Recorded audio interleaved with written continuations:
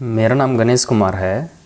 मैं अपने चैनल में आपका स्वागत करता हूं। जैसे कि मैंने अपने शॉर्ट्स में बताया था कि आज के दिन मैं आपको मैथ्स टायर 2 मेंस जिसको बोला जाता है उसमें होम टेस्ट में क्वेश्चनों को कैसे अप्रोच करें, डीआई को कैसे सॉल्व करें वगैरह बहुत सारी चीज़ें जो मैंने बहुत सारे टॉपिक इसमें 7-8 टॉपिक बनाए हैं वो आज आपसे मैं शेयर करना चाहूँगा।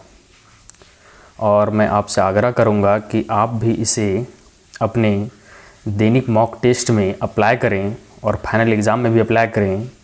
मुझे ये तरीके इवॉल्व करने में तो बहुत समय लगा, लेकिन आपको इस वीडियो की अहमियत समझते हुए आपको जो मैं बोल रहा हूँ उसे ध्यानपूर्वक सुन करके अपनाना चाहिए। ये मेरा एक आग्रह होगा।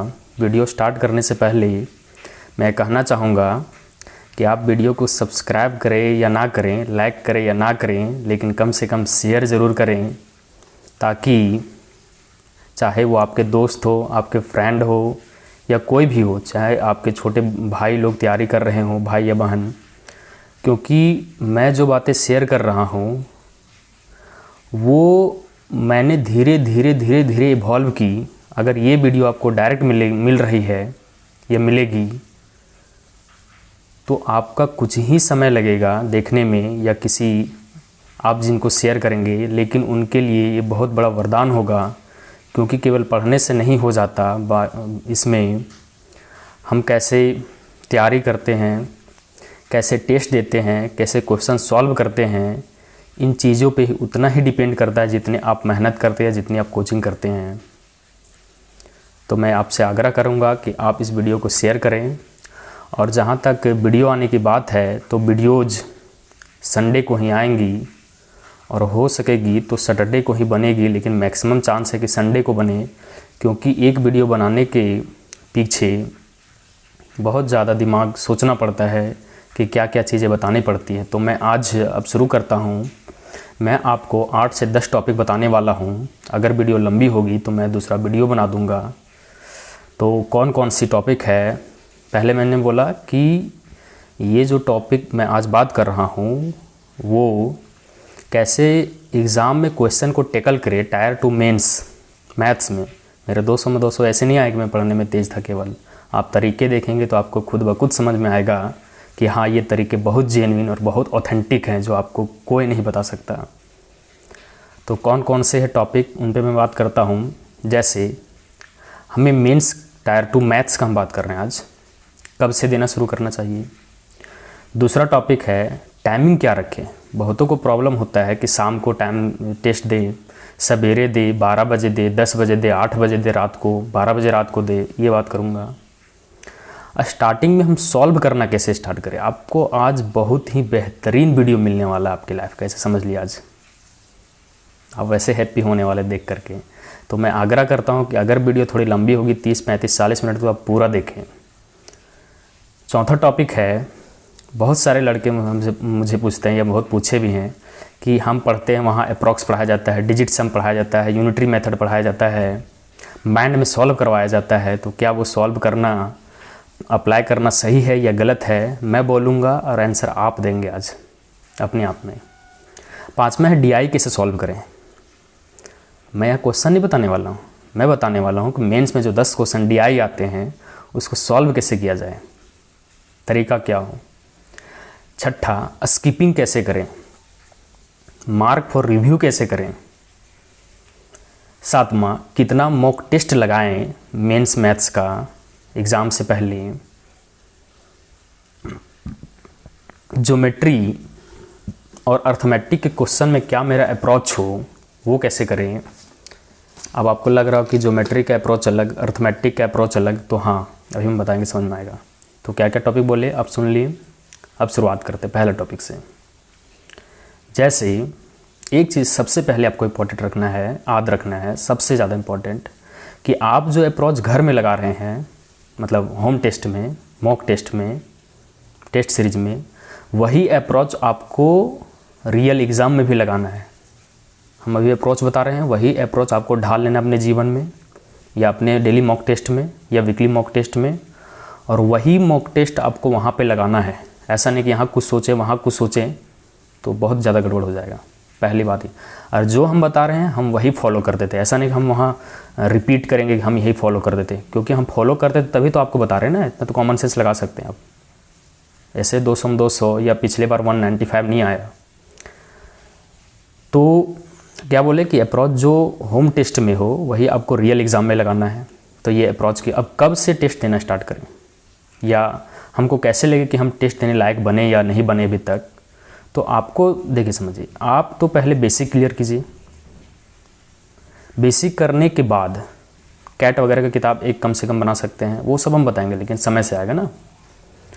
कुछ कोचिंग लिए होंगे, और प्रीवियस ईयर क्वेश्चन जब आप सॉल्व किए होंगे केवल, ये भी हम अलग टॉपिक बताएंगे, प्रीवियस ईयर कैसे सॉल्व करना है, कोचिंग कैसे, टीचर को चुने, यूट्यूबर के कैसे सहायता ले, आपको परफेक्ट मिलेगा। तो आज हम अपने बात पर स्टिक रहते हैं, जो मेरा आज मुद्दा है।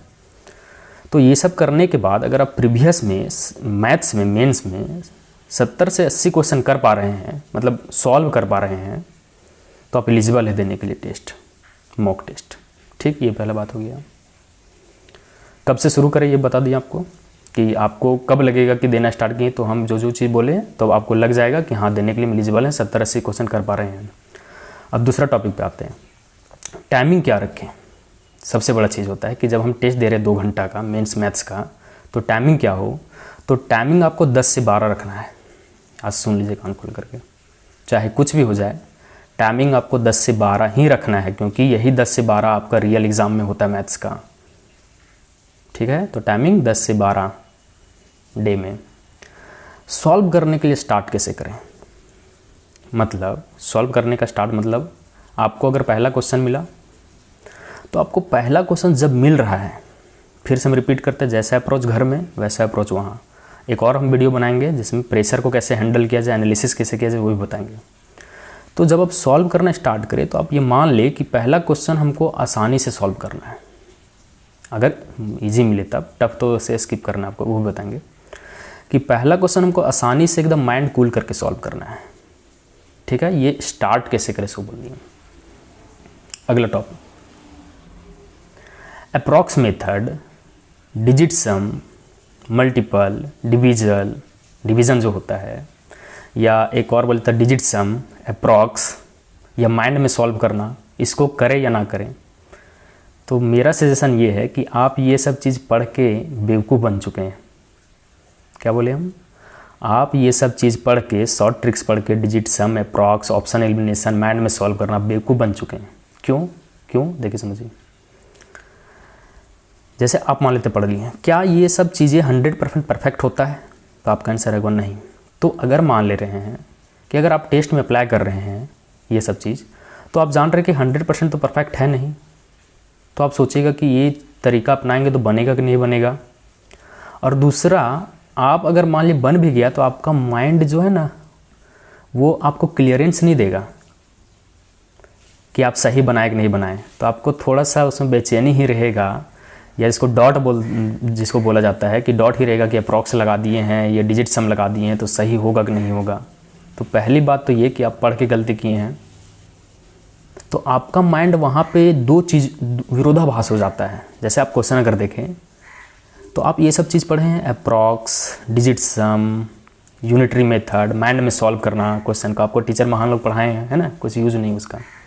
तो आपका माइंड विरोधाभास हो जाता है क्वेश्चन देखने के बाद, कि हम इसको माइंड में सॉल्व करें कि कॉपी पेन उठाएं। आप तो पहले टेस्ट से बाहर हो चुके हैं वहाँ पे। तो मेरा सजेशन ये है कि ये सब चीज़ें आपको यूज नहीं करना है, एकदम नहीं करना है। कहाँ यूज करना है वो हम बताते हैं, वो कोई नहीं बताएगा आपको। ये सब का पढ़ना है, धीमे धीमे पढ़ना है, मतलब जानकारी केवल रखना है। ऐसा नहीं कि आप हर एक जगह अप्लाई कर रहे हैं यही चीज़ ट्रिक अप्लाई कर रहे हैं। जब क्वेश्चन घर में भी सॉल्व कर रहे हैं तो टेस्ट में भी वही कर रहे हैं। देखिए समझिए कहाँ यूज़ करना है। मान लेते हैं 120 मिनट में आप सारा इजी क्वेश्चन सॉल्व कर लिए, सारा मॉडरेट भी सॉल्व कर लिए 1-2 अटेम्प्ट में। आपको टफ क्वेश्चन है, बहुत सारा टफ क्वेश्चन है, मान लेते हैं अर्थमेटिक में हो या ज्योमेट्री में हो, वो आप जान रहे हैं कि अब सॉल्व होने वाला हमसे नहीं है। और ये सब अर्थमेटिक में ही काम आता है, हमसे सॉल्व होने वाला नहीं है। हम क्या बोले, इजी सॉल्व करने के बाद, मॉडरेट सॉल्व करने के बाद, मॉडरेट में 1-2 अटेम्प्ट, उसके बाद 4-5 क्वेश्चन आपको बच गया, आप देख रहे हैं कि ये तरीका से सॉल्व होने वाला नहीं है, या मेरे पास टाइम कम बच रहा है, 5 क्वेश्चन सॉल्व करना है, मेरे पास 2 मिनट है, तब आप ये सब दिमाग लगा सकते हैं। तब बोल रहे हैं हम, ये चीज़ आपको कोई नहीं बताएगा, क्योंकि आपके पास टाइम नहीं है। तो आप 5 क्वेश्चन या तो छोड़ सकते हैं, और मैथ तो वैसा है नहीं कि आप देख लिए, अच्छा भगवान का नाम ले लिए, टिक लगा दिए, यही होगा। वैसा होता है कभी? नहीं होता है। इसमें ऑप्शन ऐसा नहीं कि देख करके ABCD में कुछ अनुमान लगा करके मार दिए, वैसा मैथ में नहीं करना है कभी। तो क्या बोले हम, इस सब का जानकारी केवल माइंड में रखना है। और किसका? थोड़ा मोड़ा, जैसे कि किसका जानकारी, डबल डिजिट का मल्टीपल का आपको जानकारी रखना है, सिंगल डिजिट का मल्टीपल का जानकारी, थोड़ा सा अप्रॉक्स का जानकारी रखना है। डिजिट सम को तो यूज नहीं करना है कभी। तो ये सब छोटे छोटे चीज़ें जो है वो आपको लास्ट वाले जो क्वेश्चन कुछ बचते हैं उसमें आप यूज कर सकते हैं। ठीक, ये बात हो गई। अब हम बताते हैं कि DI को कैसे सॉल्व करें, डाटा इंटरप्रिटेशन जिसको बोला जाता है, जिसमें खाली डिजिट का खेल होता है। थोड़ा गौर से सुनिए। अगर DI कितना होता है, 5 का 1 सेट, 5 का 1 सेट मेंस में, तो आप 2 तरीका अपना सकते हैं। क्या कर सकते हैं? जैसे एक पहला तरीका, फर्स्ट तरीका, आपको DI मिला, आप देखें, आपको क्या करना है, ये पेज आपको स्पेशल रखना है, एक है ना, मिलता है ना वहाँ पे, तो ये स्पेशल रखना है आपको, एक लेकर के जैसे भी रखना है वो आप समझिए। क्या करना है, इधर DI1 लिखना है, DI1 उल्टा दिख रहा होगा, DI1 लिखना है, मतलब 5 क्वेश्चन के लिए। इधर DI2 लिखना है, 02 लिखे हैं, DI2। अगर एक पेज नहीं मिल रहा है पूरा पूरी, तो आप आधा करके DI1 DI2 नीचे लिखना है। अब इसका फ़ायदा क्या होगा समझिए, एक स्पेशल रखना है DI के लिए, हम बोल रहे पेज, इसका फ़ायदा क्या होगा, आप लोग जब देखते होंगे कि DI जब सॉल्व करते हैं, थोड़ा सा कॉमन सेंस लगाइए, तो मान लेते हैं जैसे कंपनी है, 5 कंपनी ABCDE, सबका खर्च, सबका रिवेन्यू वगैरह दिया है, तो मान लेते हैं कहीं आपको ABCDE वगैरह इस सब का रेशियो पूछता है, तो रेशियो निकालने के लिए भी आप सम करते हैं। रेशियो निकालने के लिए आप जोड़िएगा, मान लेते 6 कंपनी है, ABCDE। अब हम बोले ABC का टोटल कॉस्ट और CD के टोटल कॉस्ट का आप रेशियो बताएं। आप क्या कीजिएगा, ABC जोड़िएगा, CD जोड़िएगा और रेशियो निकालिएगा। अब मान लेते हैं कि 6-7 क्वेश्चन के बाद वही क्वेश्चन DI का आ रहा है, आपको पूछ दिया कि 6 कंपनी का एवरेज खर्च निकाल के बताओ या कॉस्ट निकाल के बताओ, तो फिर से आप जोड़िएगा 6 को, क्योंकि आप उधर कौन सा पेज में लिखे आपको थोड़ी ढूंढने जाइएगा, तो आपका टाइम वेस्ट हो रहा है। तो DI में क्या होता है कि डाटा यूज होता है, पहले क्वेश्चन का डाटा दूसरा में यूज हो सकता है, दूसरा क्वेश्चन का डाटा तीसरा में हो सकता है, या क्वेश्चन ऐसे पूछ सकता है कि ABC का खर्च CD से कितना ज़्यादा है, तो फिर वही करना है, ABC को जोड़ना है, CD को जोड़ना है, जैसे आप रेशियो में किए थे निकालने के लिए, फिर घटा देना, तभी तो डिफरेंस निकलेगा। तो इससे आपका समय कम होगा। तो उसी के लिए हम बोल रहे हैं अप्रोच, कि अगर मान लेते हैं आपको पेज नहीं मिल रहा है टीचर, तो सबसे पहले पेज लिए, यहाँ DI1 लिखिए, यहाँ नीचे DI2, यहाँ पे 5 क्वेश्चन सॉल्व करना है, डाटा अब लिखिएगा तो वो आपको याद हो जाएगा, यहाँ रहेगा, यही सॉल्व करना है तो आपको दिख जाएगा, हाँ पहले हम जोड़े थे, अब फिर से हमको जोड़ना ही है, तो टाइम बचेगा। ये पहला तरीका।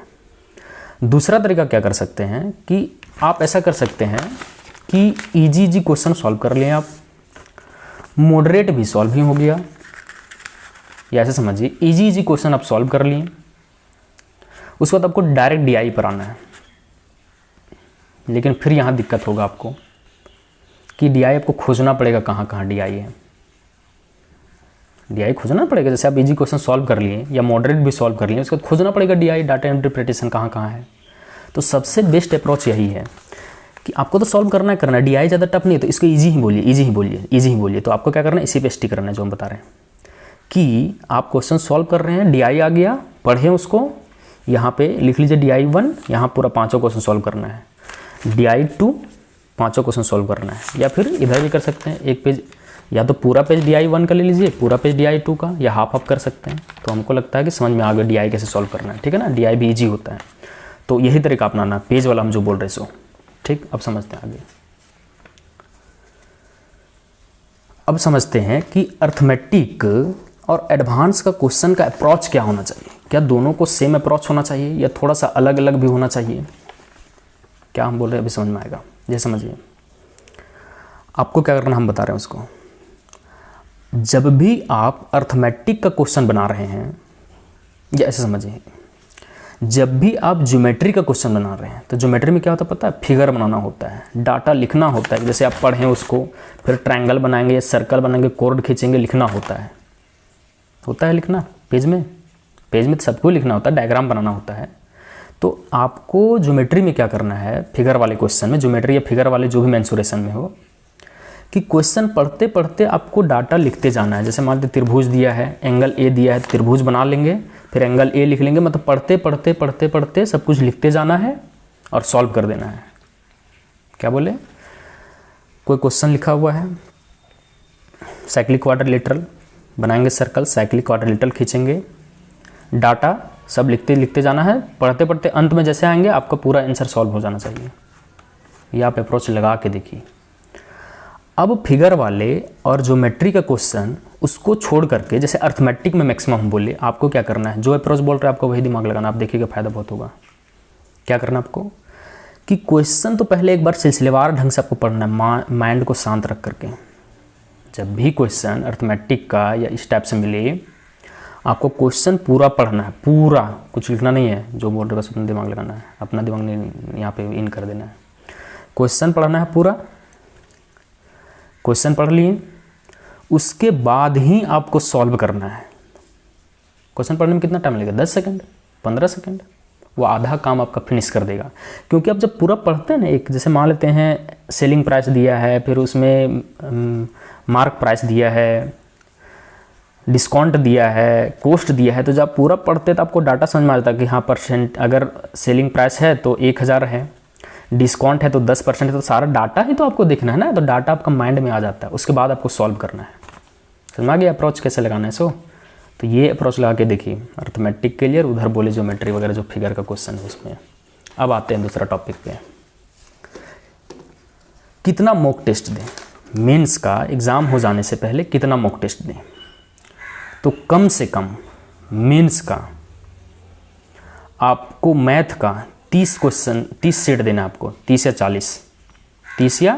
40 सेट देना है। एनालिसिस वगैरह हम बात नहीं कर रहे, उसका वीडियो बहुत बेहतरीन बना रहे हैं, वो बनेगा, संडे वगैरह मिलेगा। ठीक है, कितना बोले? 30 या 40 सेट। और एक चीज़ और कान खोल के सुन लीजिए, आप कितना विद्वान है पढ़ने में वो लेंदर नहीं है। टीचर जो पढ़ाते हैं तो बहुत सारा खामियां हम बताएंगे, सारा को नाम किसी का नहीं लेंगे हम। आप विद्वान बनने से कोई फ़ायदा नहीं है कि कितना टफ क्वेश्चन बना रहे हैं, कितना टेलीग्राम में सॉल्व कर रहे हैं सो, या कितना लंबा क्वेश्चन डाटा पढ़ करके आप सॉल्व कर रहे हैं। विद्वान नहीं बनना है आपको, वहाँ 200 में 200 या 195 ला के दिखाना है वो सब क्वेश्चन में। तो आप क्वेश्चन पे स्टिक रहिए, ज़्यादा हमको टफ नहीं करना। टीचर अगर बता रहा है तो आपको बेवकूफ़ बना रहा है, बेवकूफ़ बन रहे हैं आप। तो आपको टेस्ट सीरीज ज़्यादा से ज़्यादा देना है। हम वीडियो बनाते रहेंगे, आपको सब धीरे धीरे बोलेंगे, गाइडेंस आपको पूरा मिलता रहेगा। तो आते हैं, ये हो गया कि मॉक टेस्ट कितना दें। अब समझते हैं, स्किपिंग पे आते हैं और मार्क फॉर रिव्यू। स्किपिंग मतलब छोड़ना होता है, और मार्क फॉर रिव्यू। तो देखिए, आप जैसे अगर मेहनत कर रहे हैं, आपसे बढ़िया कोई नहीं जान सकता है कि आपका तैयारी कैसा है। तो आपको अगर लग रहा है कि हाँ हम ना सॉल्व कर लेते हैं, मॉक टेस्ट में भी मॉडरेट वगैरह हम दिमाग लगा लेते हैं, कंसेप्ट है मेरे पास क्लियर, और सीजीएल में टफ कहाँ आता है क्वेश्चन, 2-4 क्वेश्चन छोड़ करके आता है टफ क्वेश्चन। हम स्पेसिफिक भी वीडियो बना देंगे क्या करना है। तो मॉडरेट समझ के चलिए। तो जिनको लग रहा है कि हाँ हम तो ठीक है पढ़ने में, मेहनत किए हैं, हम ऐसा फालतू काम नहीं किए हैं, फालतू जगह हम ट्यूशन क्लास नहीं किए हैं, तो वो क्या कर सकते हैं कि वो स्टार्टिंग से सारा क्वेश्चन सॉल्व करते जाएँ। ईजी मिला, खुश होकर के सॉल्व कर दिया, हाँ बढ़िया आंसर आ गया 10-20 मिनट में। मॉडरेट मिला, उनको कूल होकर के ही वैसा ही उसको ट्रीट करना है, इजी क्वेश्चन की तरह सॉल्व करना है। एक बार में नहीं हुआ, दोबारा सॉल्व करना है। अगर आपको, जैसे कभी कभी क्या होता है, मेरा भी होता था कि जैसे मान लेते हैं कुछ, मानते हैं कि नंबर सिस्टम को देखते हैं आजकल टीसीएस कैसे सॉल्व कर रहा है, भागा दे करके, बहुत सारा ब्रैकेट बना करके, प्लस रूट बना करके। तो आपको अगर मान लेते हैं अगर एक बार में नहीं बना, 2 बार में आपको अगर मान लीजिए आंसर आ गया, आपको लग रहा है कि हाँ कन्फ्यूजन है, थोड़ा सा अगर कन्फ्यूजन है, तो आप क्या कीजिए, उसको मार्क फॉर रिव्यू कर दीजिए। इसका बहुत ज़्यादा फायदा होगा। क्या कीजिए, मार्क फॉर रिव्यू कर दीजिए आंसर आ जाने के बाद भी। इसका फ़ायदा क्या होगा समझिए, ठीक है। जिस क्वेश्चन में आपको 2-3 अटैम्प्ट या थोड़ा सा कन्फ्यूजन लग रहा है कि यार हम पूरा, मेरा मन नहीं बोल रहा है कि सही है कि नहीं है, ऑप्शन मिल जाने के बाद भी होता है, मेरे पास भी होता था, तो मार्क फॉर रिव्यू कर देना है। अब जैसे क्वेश्चन जब कंप्लीट हो गया और जो बहुत टफ है वो आपको पता चलेगा, आपको छोड़ देना है। तो जैसे 100 क्वेश्चन पूरा रिपीट हो गया सर्कल, फिर से आपको आना है। तो आप समझिए थोड़ा सा, आप जो सॉल्व किया वो ग्रीन कलर में हो गया, जो नहीं सॉल्व किया वो व्हाइट कलर में ही होता है, और जो मार्क फॉर रिव्यू किया वो ब्लू कलर में है, नीला कलर जिसको बोलते हैं, या बैंगनी कलर। तो आपको फिर से टफ पे नहीं जाना है, पहले बात टफ पे नहीं जाना है, ठीक है ना। एक ही क्वेश्चन सॉल्व करना, 10 मिनट खत्म, फिर से मार्क फॉर रिव्यू पर आना है और एक बार जल्दी से सॉल्व करके देख लेना है कि हाँ 2-4 क्वेश्चन जो है सही आंसर है कि नहीं है, ठीक है, चेक हो गया। अब अगर आपके पास टाइम बचेगा, क्योंकि आपका बेसिक ठीक था, आपके पास टाइम बचेगा, कैलकुलेशन ही मेन होता है, हम बताएंगे उसका वीडियो नेक्स्ट आने वाला है, कंप्लीट गाइडेंस। तो ये मार्क फॉर रिव्यू हो गया था आपका। उसके बाद आपको टाइम बचे 5 या 10 मिनट, उसमें जब आपको टफ मिल रहा है तब उसमें आप अप्रॉक्स वाला, डिजिट सम, यूनिटरी मेथड, माइंड सॉल्व, ये सब दिमाग लगाइए, क्योंकि आपके पास टफ क्वेश्चन है, आप ज़्यादा दिमाग उसमें लगा नहीं सकते, तो ये सब दिमाग लगा के देख सकते हैं, ठीक। ये बता दीजिए जिनका बेसिक ठीक था। स्किपिंग के लिए हम बता रहे हैं, ये जो हम पीछे बात बोले, ये स्किपिंग करने का तरीका था किनके लिए, जो बेसिक जिनका ठीक है उनसे मॉडरेट लेवल बन जाता है। अब आते हैं कि जिनका बेसिक कमज़ोर है, उनका लगता नहीं कि तैयारी पूरा हुआ है, मतलब उनको मतलब वो ऐसा तैयारी किए हैं कि वो एलिजिबल हो गए हैं टेस्ट देने के लिए, लेकिन उतना बढ़िया लेवल का तैयारी नहीं हुआ है कि 180, 190, 170 ला सके। उनको क्या करना, स्किपिंग कैसे समझे, पहले जब स्टार्ट कीजिए आप तो इजी क्वेश्चन को पूरा सॉल्व कर लीजिए, समझ में आ रहा ना, इजी क्वेश्चन को आप पूरा, यही रणनीति अपनाना आपको हर एक टेस्ट में, सॉल्व कर लिए। उसके बाद आपको क्या करना है कि मॉडरेट लेवल पे आना। उसके बाद मॉडरेट लेवल अगर हो गया, मॉडरेट आप समझ ही जाते हैं, इतना गौर कोई भी लड़का कर सकता है। लंबा स्टेटमेंट लिखा थोड़ा टफ होगा, हो सकता है, ऐसा नहीं कि लंबा स्टेटमेंट लिखने से टफ ही होगा। तो जो मॉडरेट है उसको सॉल्व करने का प्रयास कीजिए, और माइंड कूल करके, ऐसा नहीं समझना है कि यही तो घर में आपको प्रयास करना है। हम क्या बोले शुरुआत में कि जैसा घर में प्रयास वैसे वहाँ पर आपको करना है, ऐसा अंतर नहीं है। तो आपको पहले ईजी सॉल्व करना है। अगर इजी में भी आपको ऑप्शन में कुछ गड़बड़ लग रहा है या कुछ समथिंग, तो उसको मार्क फॉर रिव्यू कर लीजिए। तो जब वापस आए तो उसी को चेक कर लीजिए, उसके बाद मॉडरेट सॉल्व कीजिए।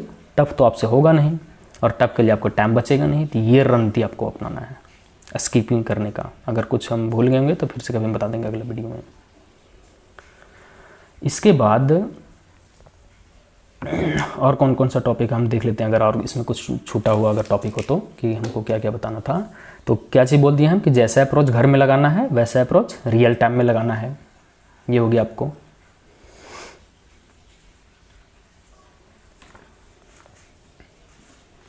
तो हमको लगता है कि टेस्ट में क्वेश्चन को कैसे अप्रोच करें ये हम बेहतरीन तरीके से बता चुके हैं। अब जो मेरा नेक्स्ट वीडियो आएगा वो एक तो कैलकुलेशन फास्ट करने पे आएगा, और आप उसका यूज कीजिए ही कीजिए। हम अगर जो वीडियो जो वहाँ भी बोले थे हम, वो आपको यूज़ करना है। हम उस पर पूरा और क्लियरेंस और जो वैरायटी बोले वो भी आएगा उसमें। और स्क्वायर करने का जो मेथड बताए थे वो भी आप अपना सकते हैं हम बोल रहे हैं, लेकिन जो मल्टीप्लिकेशन वो आपको अपनाना ही अपनाना है। तो ये चीज़ हो गया। नेक्स्ट वीडियो जो आएगा आपका वो आएगा कि मॉक टेस्ट हम जब दें तो हम हैंडल कैसे करें प्रेशर को। घर में हम बात कर रहे हैं, जैसे बहुत सारे टॉपर का आप सुने होंगे कि आपको नहीं रियल एग्ज़ाम का ही तरह से आपको ट्रीट करना है, एकदम सीरियस, ऐसा दिमाग नहीं लगाना है, ठीक है ना। हम बताएंगे इसमें कैसे करना है, एनालिसिस कैसे करना है, किस क्वेश्चन पे कैसे टाइमिंग देना है, ये आपको बेहतरीन तरीके से समझ में आएगा नेक्स्ट वीडियो में। तो आज तक के लिए इतना ही। अगर कुछ टॉपिक छूटा हो तो हम उसमें इनको एक बार हम फिर से रीचेक कर लेते हैं कि और कुछ टॉपिक छूटा हुआ है क्या।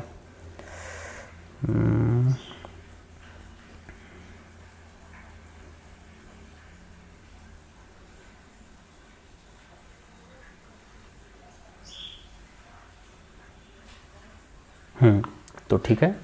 तो नेक्स्ट वीडियो जो आएगा कि हम प्रेशर को कैसे हैंडल करें और एनालिसिस कैसे करें। तो आपको क्या करना है, सब्सक्राइब करें या ना करें, लाइक करें या ना करें, हमको उससे लेन देन नहीं है। मेरा जितना काबिलियत है ना मैथ्स और इंग्लिश में, बताना तो ज़्यादा उससे बेटर होता नहीं। बहुत कुछ सोचेंगे कि अभी से ही 200 क्या ले लिया, इंग्लिश में 190 क्या ला लिया, बहुत ही ज़्यादा ये बन रहा है। लेकिन मेरा जितना अंदर काबिलियत है ना मैथ इंग्लिश का, तो उतना बेस्ट टीचर का नहीं होगा। ये आपको समझ में आएगा धीरे धीरे। तो आपको शेयर करना है आपके दोस्त के बीच में जो तैयारी मेहनत कर रहे हैं, आपके भाई छोटा हो या बड़े भाई हो, आपको खुद लगेगा कि शेयर करना है। तो आज के लिए इतना ही, धन्यवाद।